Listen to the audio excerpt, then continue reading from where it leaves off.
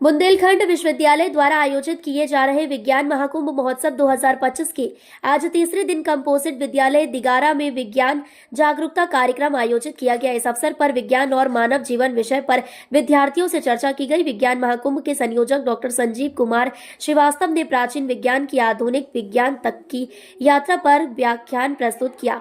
साथ ही विज्ञान को अपने जीवन में धारण कर विषय पर चिंतन और मनन करने के लिए प्रेरित किया। डॉक्टर श्रीवास्तव ने छात्रों को यह बताया कि किस तरह से हमारे वैज्ञानिकों ने चिंतन और मनन से नए नए आविष्कार कर लिए हैं। विज्ञान महाकुंभ के सह संयोजक डॉक्टर विजय यादव ने विज्ञान त्रिवेणी पर चर्चा करते हुए मानव जीवन में जीव विज्ञान की उपयोगिता पर प्रकाश डाला। डॉक्टर यादव ने विद्यार्थियों को यह समझाया कि मानव जीवन की उत्पत्ति अपने आप नहीं हुई है, बल्कि विभिन्न वैज्ञानिक चरणों में मानव जीवन का विकास हुआ है। विज्ञान महाकुंभ के आयोजन सचिव डॉक्टर अनुपम व्यास ने विद्यार्थियों को जागरूक करते हुए कहा कि हम सभी को सदैव अपने चारों ओर घटने वाली घटनाओं पर ध्यान देना चाहिए, उनके पीछे के कारणों और प्रभावों को समझना चाहिए। डॉक्टर व्यास ने बताया कि विज्ञान की जिज्ञासाओं का समाधान इंजीनियरिंग के माध्यम से आसानी से किया जा सकता है। कार्यक्रम का संचालन सुश्री शुभा वर्मा एवं डॉक्टर सरिता तिवारी ने व्यक्त किया।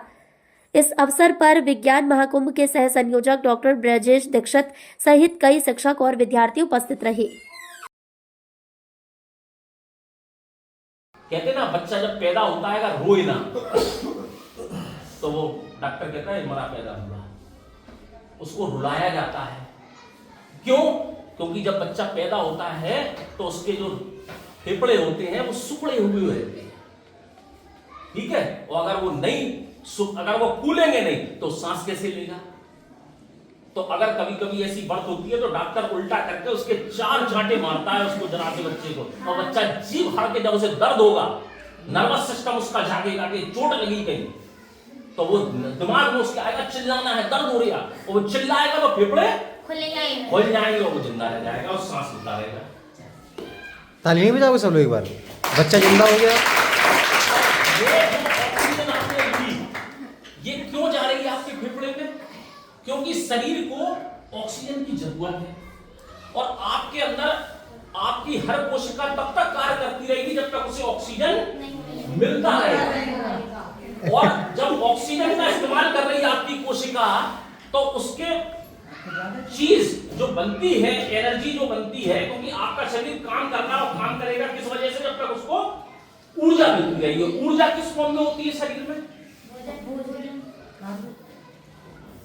ऊर्जा का फॉर्म है एटीपी, एडिनोसिन ट्राइफॉस्फेट। ये बनता है, हर कोशिका बनाती है एटीपी, और एटीपी तभी बनेगा जब ऑक्सीजन होगी। हर कोशिका में जब तक ऑक्सीजन, जो खाना जो खा रहे हैं ना, ग्लूकोज को हमारा सेल इस्तेमाल करता है, कार्बोहाइड्रेट। तो जो कार्बोहाइड्रेट हमने खाना खाया वो ब्लड में गया, ब्लड से हर कोशिका में गया, क्योंकि उसको कार्य करना है। उस ग्लूकोज को तोड़ने का काम कौन करेगा? इस रिएक्शन को अपन केमिस्ट्री में कहते हैं ऑक्सीडेशन रिएक्शन।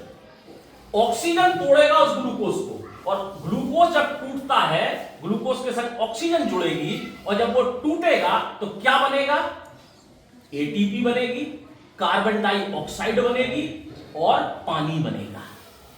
अब कार्बन डाइऑक्साइड हमारे शरीर के लिए है नुकसानदायक, तो कार्बन डाइऑक्साइड को हमें बाहर निकालना है, और ऑक्सीजन हम इस्तेमाल कर चुके और हमें ऑक्सीजन को लेना है। तो शरीर में कार्बन डाइऑक्साइड की मात्रा बढ़ती है जब कार्य करती है शरीर, और ऑक्सीजन की कमी होती है, इसीलिए हम सांस लेते हैं। और सांस लेंगे तो ऑक्सीजन अंदर जाएगी, और जब सांस छोड़ेंगे तो जो लंग्स में कार्बन डाइऑक्साइड शरीर से इकट्ठी होके आ जाती है हमारे लंग्स में, फेफड़े में, तो वो भर जाती है कार्बन डाइऑक्साइड से। तो कार्बन डाइऑक्साइड को